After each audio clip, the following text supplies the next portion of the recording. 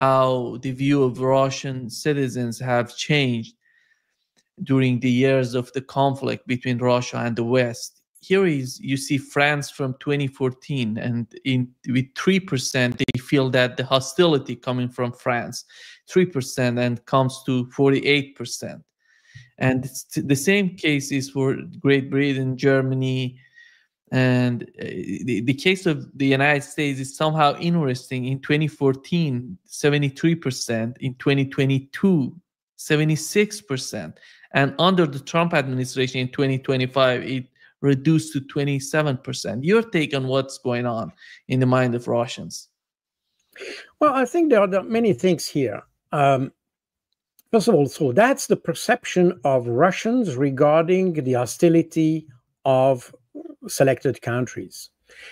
And we have also to consider that in those Western countries, you have a rhetoric that influence the mood in the countries. And of course, you have the rhetoric of the leaders, of the leadership of these countries. Now, if you look, let's start with the US. Up to last year, you had a Democrat government which were frankly hostile to Russia, who had a hostile stance. I mean, no negotiation, feeding weapons into the conflict, supporting blindly Ukraine for everything, and having massive sanctions, and also so.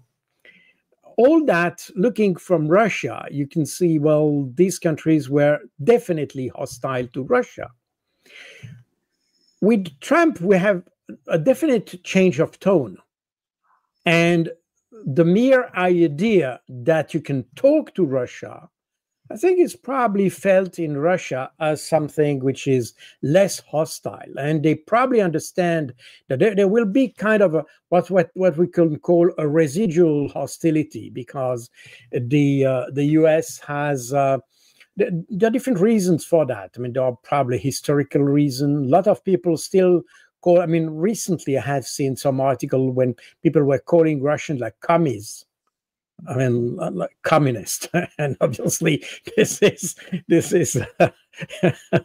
back in time of 30 years or so, because definitely the Russians are not communist at all. They have a very similar social and economic system as we do in the West. So no reason. But this image, this perception of Russia as Soviet Union is still there. And when you see, for instance, a lot of explanation of the conflict in Ukraine, especially when you look at Western media, they look at the conflict exactly as they would look at the Soviet Union 30 years ago.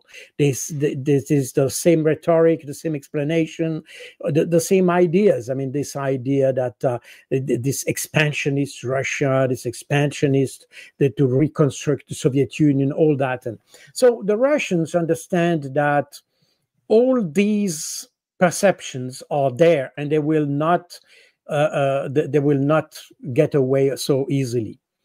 But they also feel that the government, by the mere fact that the government wants to open a dialogue with Russia, it shows that there is some kind of rationality which is emerging in the US, and that even if you may not be best friends, but at least there is less hostility.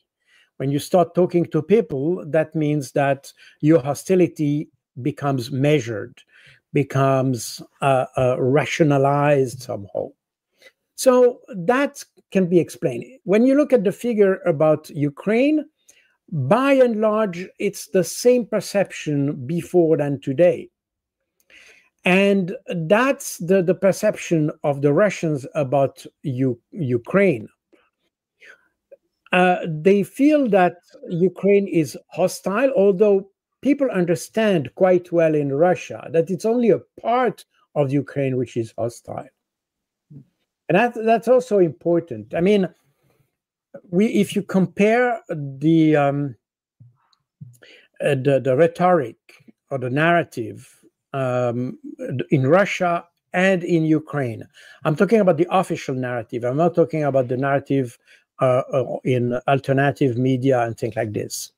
But when you look at the official language, you will see that the Russian language is much more measured, much more reasonable than the Ukrainian ones. I mean, in Ukraine, you go very quickly into a word that extremely how to say that, aggressive and offensive.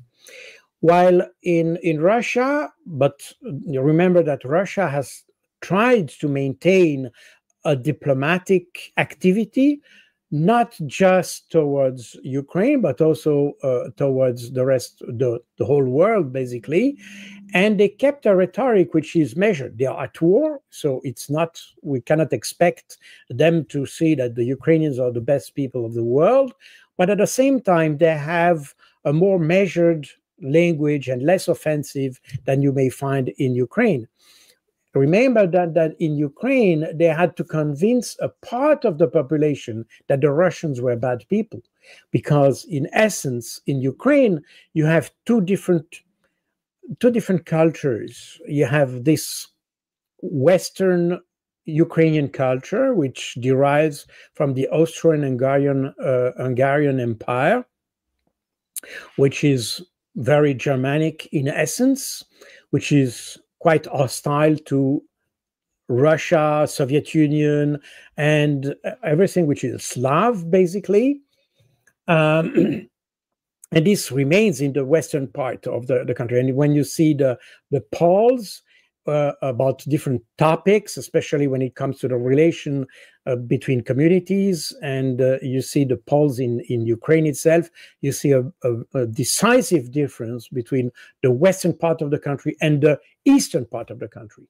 Today, the eastern part of the country is clearly under Russia occupation, or let's say part of the Russian territory even.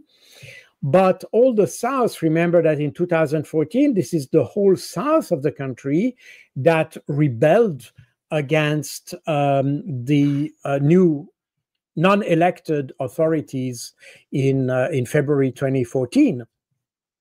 So you have this cultural hostility, and today the government in Kiev has still to convince the southern and eastern part of the country, which is left under the control, to convince them that the Russians are bad guys. So you will keep to have a very strong propaganda towards this. Now, when it comes to the three other countries, which are essentially the largest European countries, France, UK, and Germany, you see a decisive change in perception from the Russian part in the last year. Incidentally, this is the year, I mean, the 2025 is precisely the year in which Western countries have realized that their support to Ukraine has failed, that sanctions against Russia has failed. And you can see in the rhetoric of those leaders a more offensive, more let's say, extreme language. And for instance, in the 5th of March this year, Emmanuel Macron made an address to the French people, indicating very clearly that France was under the threat of a Russian invasion. And after this speech, you had an increase in the recruitment of soldiers. A lot of young French people enrolled in military programs and things like this. So meaning that the French people have taken this threat very seriously. But this came only in 2025. Before that, in 2022 also, what was the rhetoric in Europe? That Russia was weak, it will not be able to win over Ukraine, that Ukraine was much stronger, Ukraine was defending the interests of the West, and so Russia was not a threat, and therefore you needed to have a normal anti-Russian rhetoric. But now they have to go a step further because Russia is winning in Ukraine. All the policies that were directed towards Russia have failed. Sanctions, you name it, and all the aspect also that, because there's a lot of things we talk always about sanctions, but you have to know that, for instance, in France, if you have a name that sounds like Russian, a bank will refrain to let you open a bank account just because of your name, even if you have a French passport, even if you don't have double citizenship with Russia or whatever. So you see, there is here in France, you have this kind of obsession against Russia, which is very odd because for decades, if not centuries, you had, I mean, after Napoleon, of course, but you had decades of friendship between Russia and Soviet Union, and Russia and France. Remember that you had a French pilot in the Russian or Soviet Air Force during World War II. You had a lot of connection, and even after after the revolution in 1917, a lot of Russians emigrated in France, and I know a lot of people who originate from that period. I mean, their grandparents or grandparents immigrated in 1917.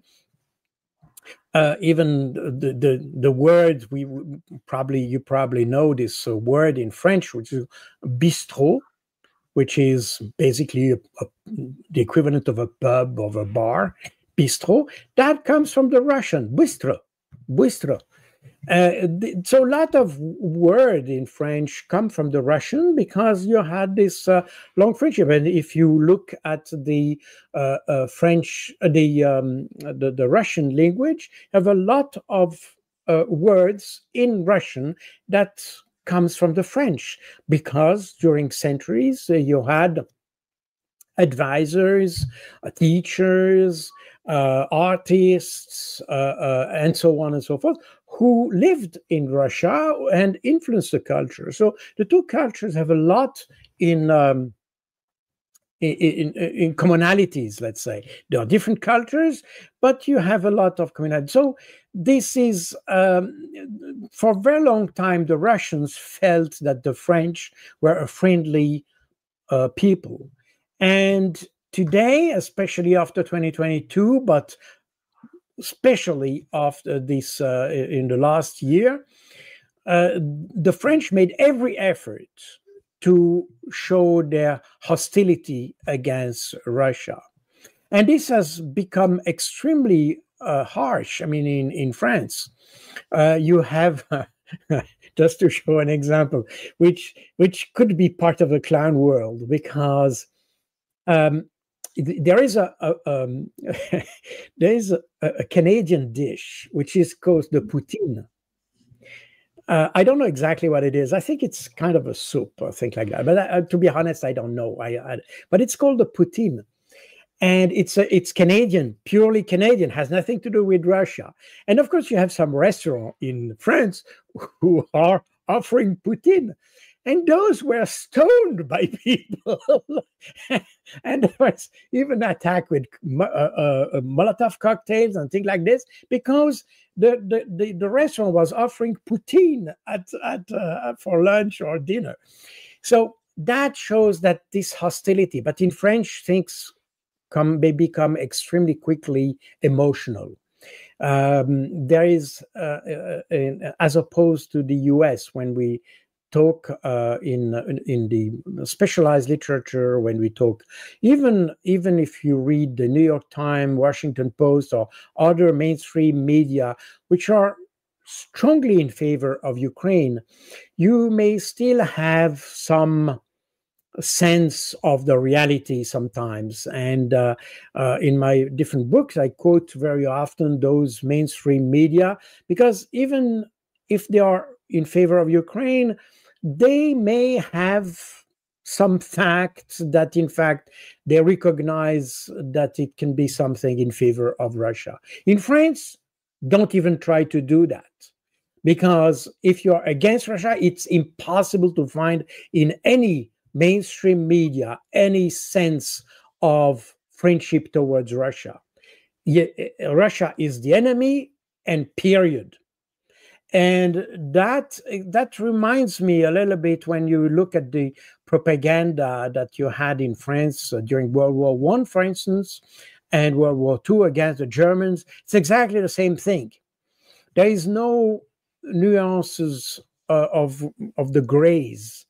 It's black or white. There is nothing in between. And that probably is something that is resented in Russia as some kind of treason, because the relationship between Russia and France, and I'm not talking about the official relationships, I'm talking about the normal perception, the literature, all these kind of things. The two populations were very close. A lot of Russians speak French. For instance, if you go in Russia, a lot of people will speak French and speak an impeccable French, by the way. So there's a sense of very deep friendship. And what you see today, because all these actions, I mean, I described this restaurant who was stoned because of the Putin. It's not the government that decide this. This is the population. You see, meaning that we are changing the level here. When the government decides that we have this policy of sanction, this is a government. But Colonel, does it show that the government is so effective in the way that they have forced or convinced the population by their rhetoric? They've been so successful in achieving that? Well, to some extent, yes. But the thing is that there is a very strong censorship. A very strong censorship. And that's the same in Germany, for instance. In Germany, just as an example, my books, some libraries have acquired my books, for instance, and now the intelligence service, the Bundesamt für Verfassungsschutz, this is the, let's say, the modern Gestapo, literally. They impose in my books a notice saying that I'm pro-Russian or something like that. And this happens in German libraries today. This is exactly what the Germans did during World War II or before World War II, when they were burning literature that was not deemed as, let's say, in line with the government. Exactly the same thing. So we see that there are things that happen at the government level. In Germany, I'm not sure that what the government does has a very strong impact on the population. But in France, it has a very huge impact, also because the whole mainstream media is extremely polarized. And that underlines, by the way, the importance of alternative media to have some information, I mean, objective information about the conflict. Because what we are witnessing today is that the whole narrative that was supported by the French government and the mainstream media were completely wrong, even false. I mean, that was disinformation, literally. And you had generals, French generals, who are paid by mainstream media to say things. I mean, just things that you wouldn't even dare as a researcher or as a journalist, I mean, a honest journalist, you wouldn't allow this. I mean, just as an example, I talked to the journalist of a very important newspaper in France. It's a daily paper. And we had a private conversation on a phone, and he told me literally that his how to say Editor? that the editor was preventing journalists to say the truth because that would mean they support Vladimir Putin. They prevent them to say the truth, use that word, because that would indicate that you support Vladimir Putin. That means that this is, when you hear that, that means that we are in a dynamics of disinformation, organized disinformation, and that's extremely strong in France. There are only very few media who dare to be in alternative. Otherwise, you may have issues with the tax administration, and there are all kind of pressures. This is extremely worrisome when you see that, because we are back to things that we didn't even had during World War II, during the Cold War. I mean, World War II, I'm a little bit too young, but for during the Cold War, the Communist Party existed in France during World War II. Sorry, again, the Cold War in France. It was not prohibited. It even had ties with the Soviet Communist Party, by the way. So the censorship was much less important during the Cold War than it is today. But I think the explanation lies in the quality of the leadership, because the reason why we didn't need censorship during the Cold War is that because we were convinced we had the best system. I mean, essentially, Cold War was a war between two systems, the Marxist, communist. I mean, you can use the word you want for the Warsaw Pact and the communist bloc. And you had the more, let's say, liberal economic or free market type of society. And essentially, Cold War was a struggle between those two systems. And we were so convinced that our system was the best, then we didn't need a censorship. Because, in fact, the propaganda, and even communist propaganda, and you had communist propaganda, by the way, because as I already said in your show some weeks ago, in Paris or in Geneva, or you could buy the Pravda. I mean, it was not banned at all. You could buy those papers, Soviet papers, in the news outlets. So, but we were so convinced that our system was the best one that we didn't need to ban others. The problem is that today we are not so convinced that what we say is the best thing to say. And that's exactly why you need a censorship. And that's very true.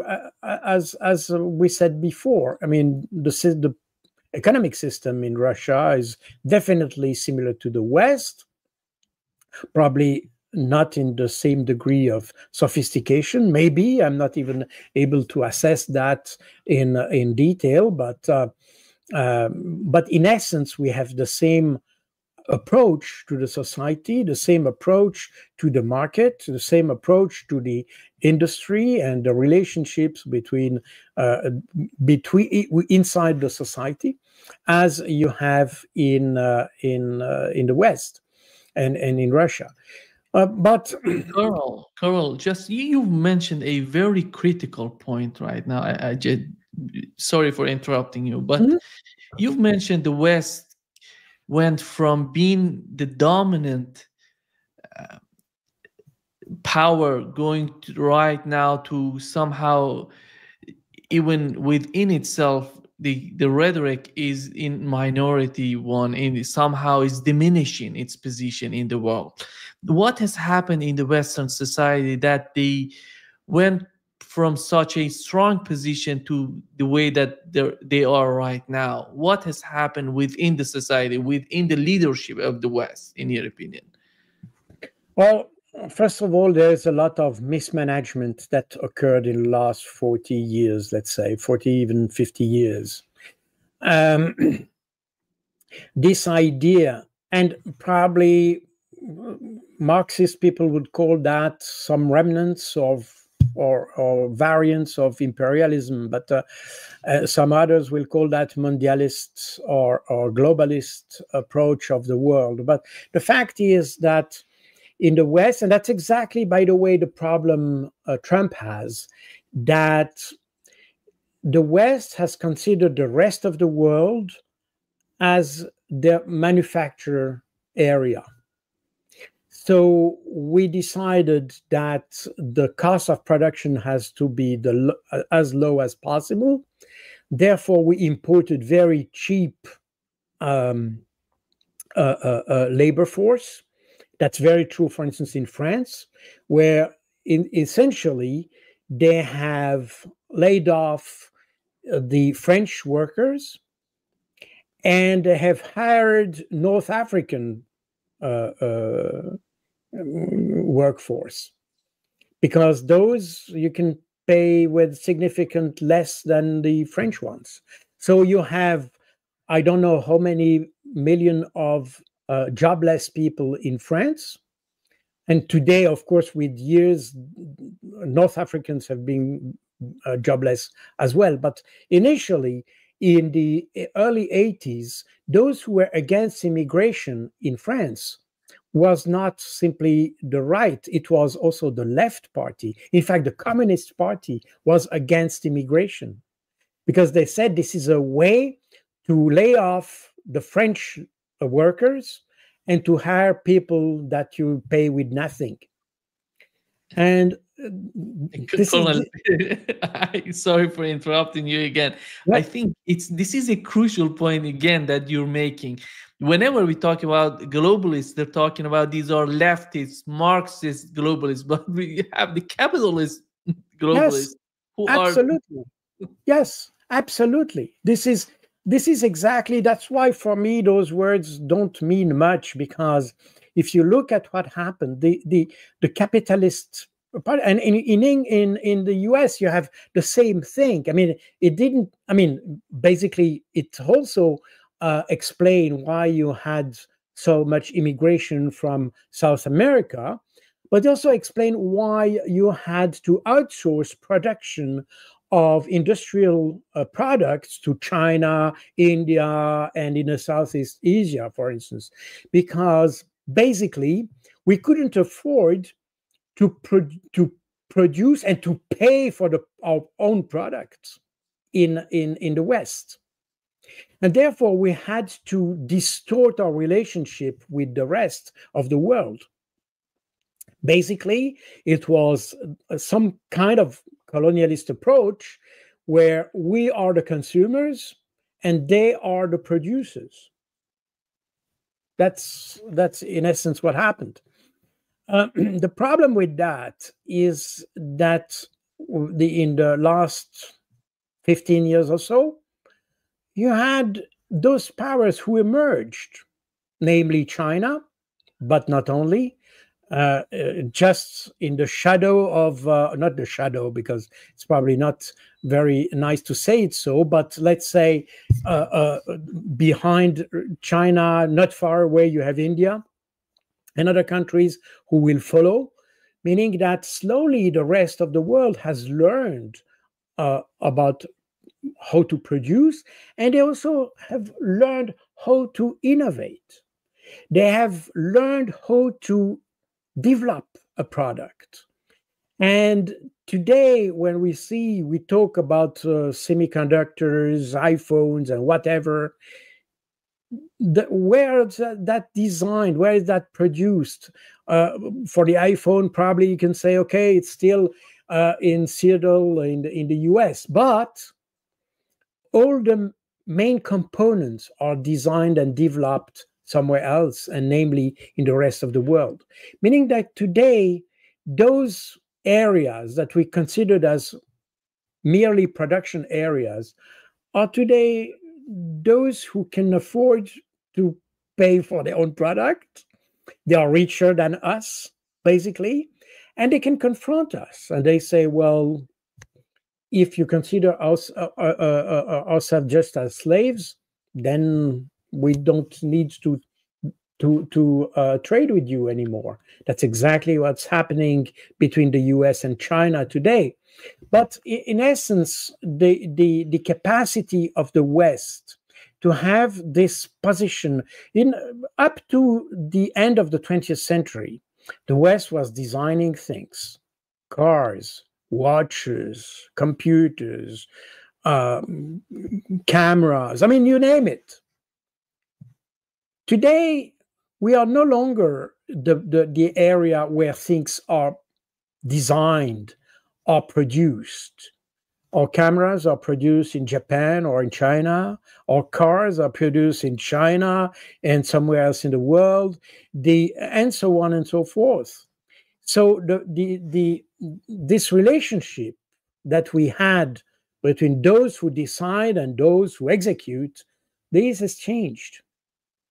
Those who used to be those who executed the orders today are those who give the orders.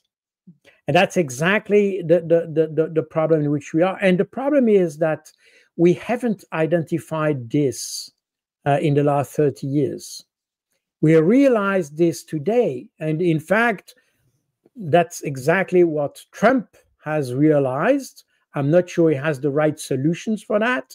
I'm not sure he has the right strategies for that. That's another topic. But he has realized this. Europe has not realized that yet.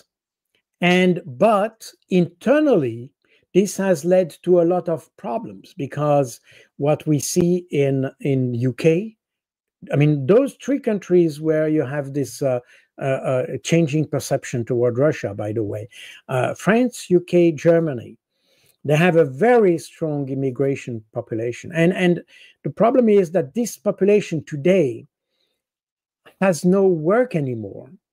I mean, I'm not saying that they're all jobless. It's not exactly the situation. But all these countries have a kind of second-class citizens that they are not able to provide with all the services that you used to be able to offer, let's say, 50 years ago. Meaning that you have societies that are less homogeneous, I mean, with a vanishing middle class somehow in those countries.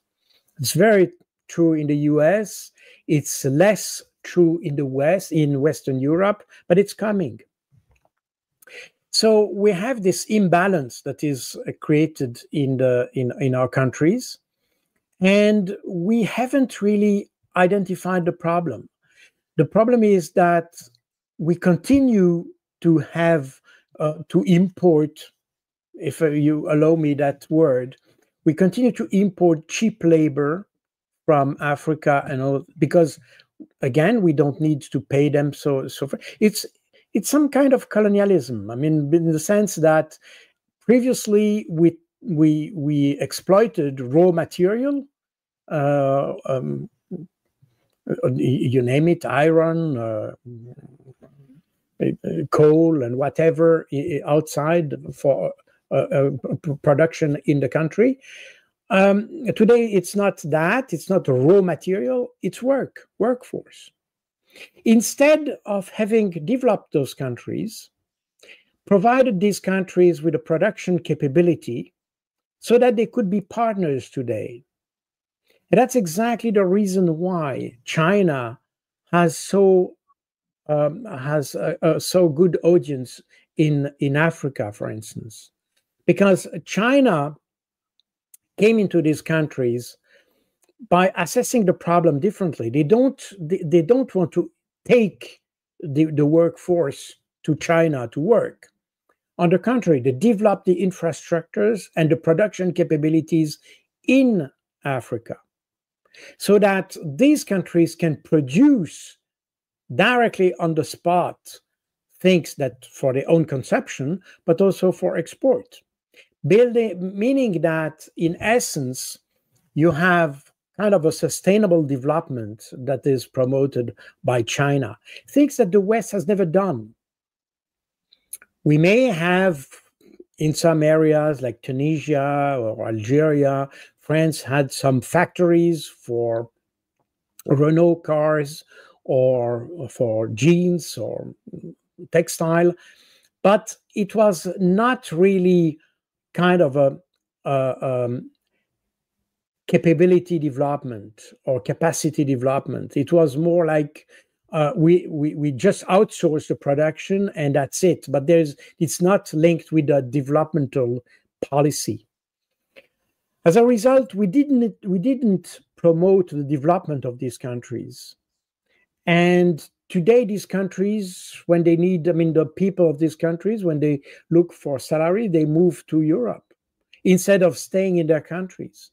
The best things we could have done would be to help these countries to develop seriously, to have school, to have engineer schools in their country so that they can produce their own engineers, their own workers, their own production capabilities, and therefore they could be today our partners. But this is not what we have done. China is doing that, and that's the reason why the West becomes more and more isolated.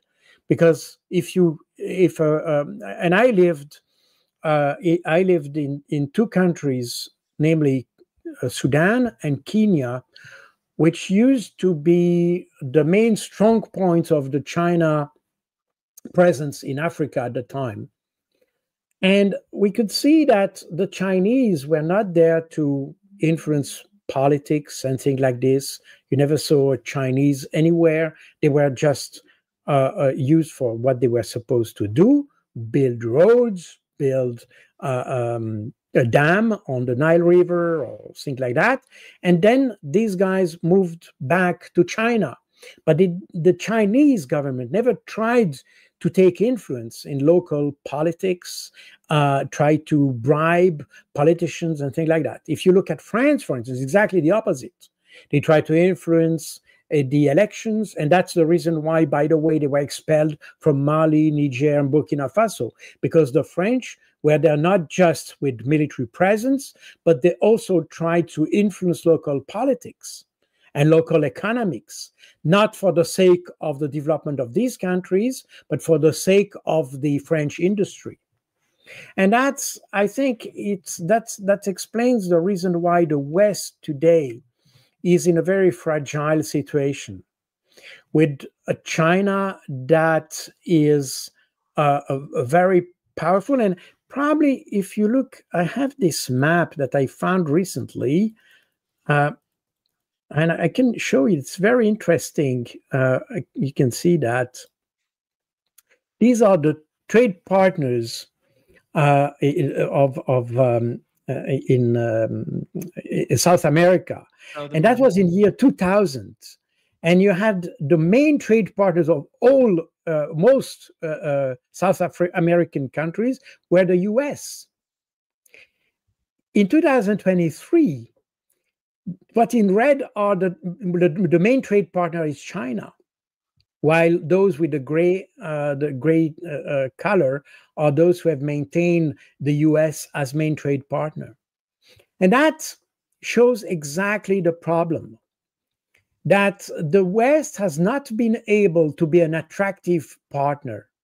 China is an attractive partner when it comes to trade, because people don't have the feeling that you try to exploit them, but that you are a partner. And that's, in fact, if you want to have an anti-immigration policy, Your best policy would be to develop these countries, not trying to exploit them. And that's exactly what the West has missed, especially in Europe, by the way. We could have made much more effort to develop and help Africa to develop, Africa and the Middle East, by the way, because what applies to Africa applies the same to the Middle East. We tried to maintain also in the last 30 years or so, after the collapse of the communist system and the end of the Cold War, we didn't even try to help these countries to develop. The case of Syria is a case in point, by the way, because after the collapse of the Soviet Union, Syria tried to develop a relationship with the European Union, for instance, because Syria was living out of the support of the Soviet Union. And obviously, Syria had a lot to offer to Europe. But the problem was that Israel didn't want to have a strong Syria. They preferred to have a split Syria, as we have today. And therefore, the West tried to destabilize Syria. And that's exactly the situation we have today. And today we have basically these countries who keep fighting internally each other. I mean, factions are fighting each other. You have the case in Iraq, you have the case in Syria, you have the case almost everywhere. We never managed to make with those countries trade partners that can be self-reliable and which can be real partners with us. We never done that. And when you look at where comes immigration from, when you look at Europe, where does immigration come from? Afghanistan, Syria, I mean, all these countries that we have destabilized.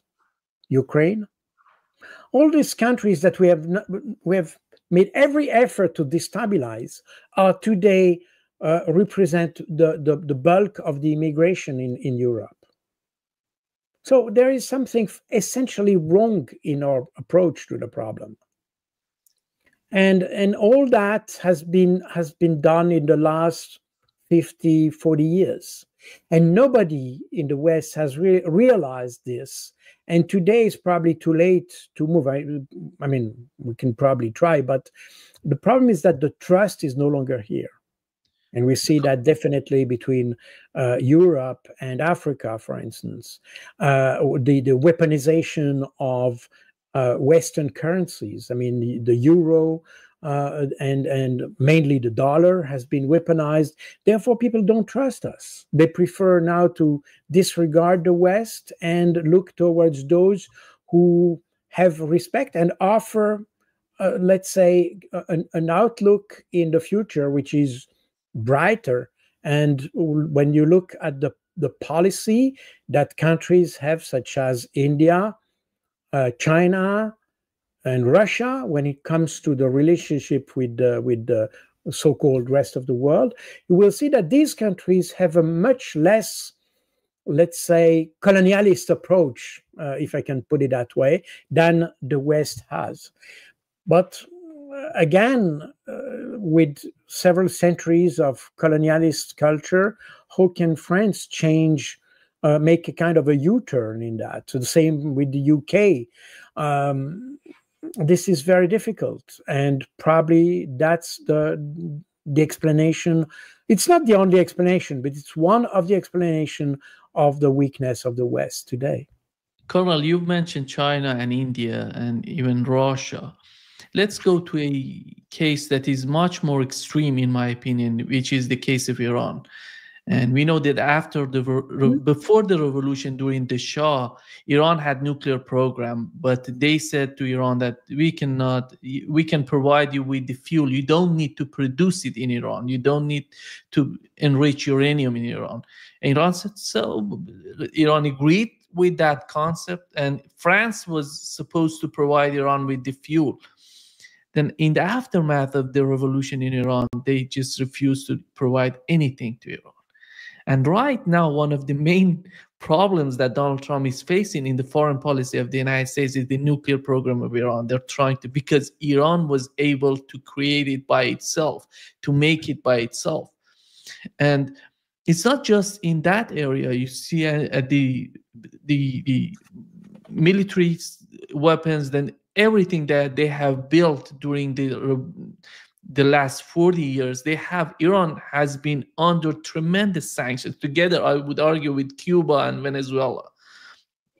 And well, sorry. Here is, Colonel, before going to that, here is what Donald Trump said about the drones of Iran. I asked one of the companies, I said, I want a lot of drones. And, you know, in the case of Iran, they make a good drone. And they make them for $35,000, $40,000. So I said to this company, I want to see it. They came in 2 weeks later with a drone that cost $41 million. I said, that's not what I'm talking about, $41 million. I'm talking about something for $35,000, $40,000 where you send thousands of them up. And that's a great way. And they're very good, too, and fast and deadly. Horrible, actually. When you look at what's happening with Russia and Ukraine, the drone is killing tremendous numbers of people. You hide behind a tree and the drone comes down and it circles you with fire. You don't have a chance. The tree comes down also. Yeah. Here, you force these nations to build their weapons, to build their economy, to build their way of living. And you're right now putting blame on them that why you're doing this. Well, the problem is, you know, you were addressing the nuclear issue in Iran. In the early 2000s, Iran considered the idea of having nuclear weapons. And they had this so-called Project Ahmad, which was essentially to study the feasibility, I underline this twice, the feasibility of having nuclear weapons. Why did they so? Because US was threatening Iraq, and Iran was thinking that after Iraq, that will be us, you know? So the whole thing, eventually the Project Ahmad was definitely canceled in 2003. And by the way, that was mentioned in a national intelligence estimate from the CIA in 2007, and that was reiterated in the very recent annual threat assessment of the Director of National Intelligence, Tulsi Gabbard, just a few weeks ago, that since 2003, Iran has made no attempt whatsoever to have nuclear weapons. That's just to say. But the problem is that by creating a permanent threat of these countries, we also create the need for them to arm themselves, to focus on armament rather than focusing on development. By the way, that reflects on the US as well. What Trump is saying with these drones, I have seen this sequence. It's very funny. But the thing is, if you look just a bit further, it means that the US has spent a huge amount of money developing weapons that are not working or not adapted for the kind of war. For instance, in Ukraine, we see that the US weapons are not adapted. They were probably made for Iraq or Afghanistan, and probably they performed well there, but they were not designed to perform in Ukraine, and they are not performing well in Ukraine. Meaning that the US has spent billions of dollars for paying for wars that have been lost, that brought nothing but destruction, that didn't, in fact, create wealth in the world, that didn't help development of these countries. And on the contrary, these countries have focused, they have, since this beginning of these wars, after 1991, we can say, after the Gulf War, all these, in the Middle East, you have all these factions, militias that have proliferated, in fact. And so the all resources that they have, that we have been focused on funding useless wars instead of developing harmonious societies. In addition to that, you create a lot of flow of refugees because a lot of people didn't want to wage war, so they migrated. And they migrated where? They migrated to countries that they had some hope to find some work, meaning Europe, United States, and elsewhere. So that's a totally wrong strategic approach. And that was led by the US, followed by the Europeans, because the Europeans are not able to have their own, let's say, strategic approach to problems. The US tried to have some. It was unfortunately misguided, especially after 2001, because they felt obliged to have this global war on terror, which meant nothing and brought nothing, essentially, that just created more terrorism, that just created incentive for more terrorism. And demonstrably, you can say that every single terrorist attack we had in the West was in fact created by the West itself. I'm not saying that people were planning this operation against ourselves. That's not what I mean. We didn't plan this operation against ourselves, but we created the condition for terrorism to emerge and to develop. And this is the total absence of consistent strategy to address the problems in the rest of the world that led to the emergence of terrorism. And so this is the absence of vision. And when you coming back to Iran, the whole thing was triggered by this idea. I mean, the whole thing is probably the fact that the US has been humiliated by the occupation of the US embassy in 1978, 79. That's it. And if you have people like Lindsey Graham and all that, for them, it's just a way to wage revenge. It's about this.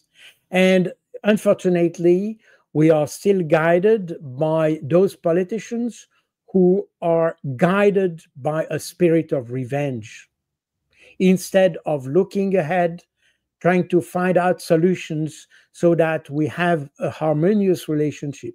Because essentially, and probably you are better placed than me to discuss that, but my knowledge, having friends who are of Iranian origin, Iran is probably one of the countries which is the most pro-West than the whole Middle East in reality. Our picture or image of Iran is exactly the opposite. But in reality, this is probably one of the most pro-Western country in the Middle East, which has historically been in favor of the West, who has been historically in favor of having kind of the development. When we talk, coming back to the issue of drones, it's not just about the drones; it's about engineering. And when you see how the Iranians have been able, despite the sanctions, to have an extremely modern, extremely performing and effective armament and military system, you can see these guys are not just anybody. These are people who are able to having an education system, a culture that promotes ingenuity, development, and despite sanctions is able to manage a social system that works. Whether it works like in Switzerland or not, I'm not here to discuss that. And even if we start in this discussion, I could say that even France is not able to have a system that works like Switzerland, even if we are neighboring countries. So There is no, but in essence, the picture we have from Iran is exactly the opposite of what it is. Because we have cultivated, and a lot of people just, they have never made their own research on that. They just follow the official narrative that has been propagated by the US, imposed to the allies, and it's exactly what we have today, what the people, the average individual on the street thinks about Iran, or other countries, by the way. So this idea of having perpetual wars, having perpetual enemies that we have defined once for all as enemies, that we cannot talk with, that we cannot dialogue with, that we cannot trade with, and all that, this is exactly what leads in the weakness of the West today. We have no partners anymore. And even if today you see that the investment in Europe is going away, people are afraid of Europe because they don't have identified consistent policies. They have seen what the Europeans have done with the Russian funds, the frozen funds, and confiscated or whatever, or stolen even funds. So how can you trust these people? How can you trust the Europeans? I mean, if I were an African investor, I would certainly not invest in Europe. I would, on the contrary, withdraw everything I have in Europe and invest somewhere else, probably in China or India, where you have people with much more mature policymakers who are able to look in the future, not look in the past. Macron is somebody who looks in the past. At the best, he looks in the 5 next minutes because he doesn't know what he wants to tweet. But you see that there is no depth in the strategic thinking with those guys. And these are exactly when we are back to the poll that you showed at the beginning of your show. The 3 countries, Germany, France, and UK, are these 3 countries in the West where when you listen at the leaders, you have the feeling they take more care about foreign policy than domestic policy. It's almost as if they take refuge in foreign policy because they are unable to solve domestic issues. And you see that in all 3 countries. So that raised the question of, this is not the first time, by the way, it's about 20 years that I write a book about geopolitics and things like this, but I come always to the same conclusion, that the leadership that we have is not up to the task. And of course, we have complex tasks. Everything we discussed today about, for instance, development policy and how do we assist other countries to develop and all that, that require complex foreign policies, complex foreign development policies, complex trade policies. But and that requires leaders who have the intellectual capabilities to do that.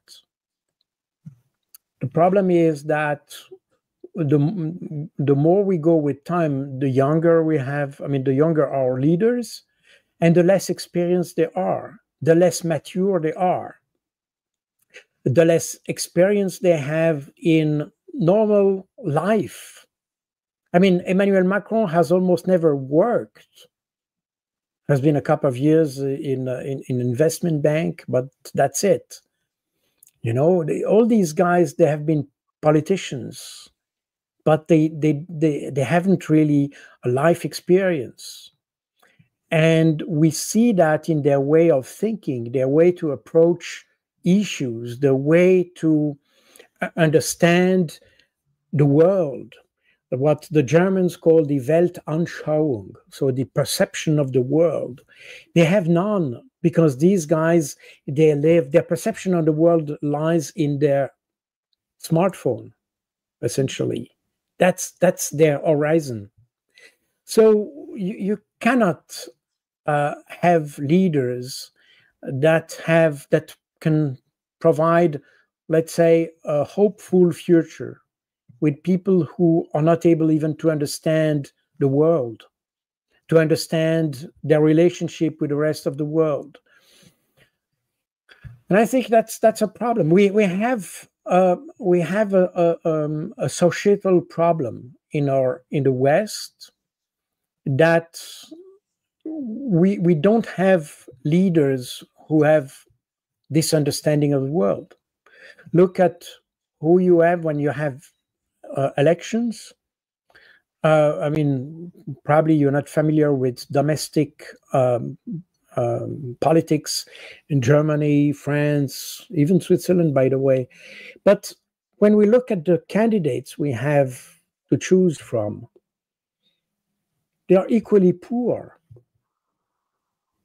If you look at France, which is probably the best known example, you had in the last two presidential elections, you had to choose between Marine Le Pen and Emmanuel Macron. This is the same intellectual poverty on both cases. We're different approaches, but essentially these are people, they are able to make their way